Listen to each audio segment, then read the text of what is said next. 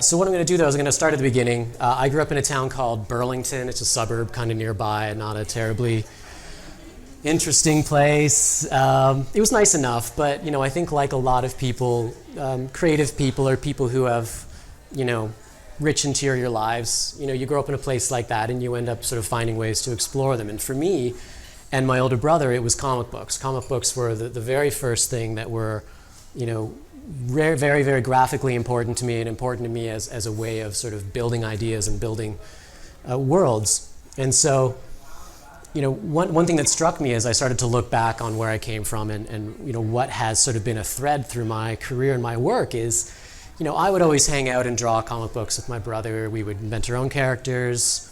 We would draw, existing characters. And I realize now, looking back, I was just as obsessed with all of the titles, all of the lettering, getting all the colors right. And so I sort of had to realize that, this was sort of a very early introduction to this idea of, for lack of a less gross word, branding.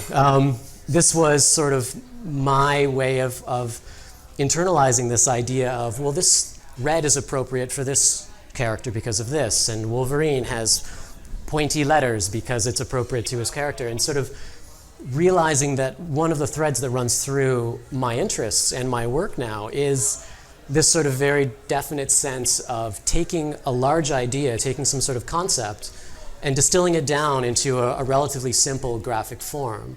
And so obviously I wouldn't have articulated it like that as a 7-year-old drawing comic books, but looking back, I can sort of see that link, and it's sort of fascinating for me.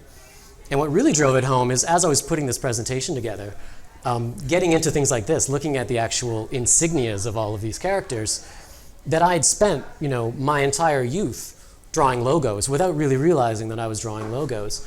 But it gave me a certain sense of what it meant to create a symbol and to sort of create an insignia of some sort. Whereas, these things, as I say, were these gigantic distillations of these broader ideas into sort of very, very concise, very simple graphic forms that even, a 7-year-old could get a handle on drawing. But they were all intended to be meaningful, and they all had these aspects to them that were sort of representative of a greater story.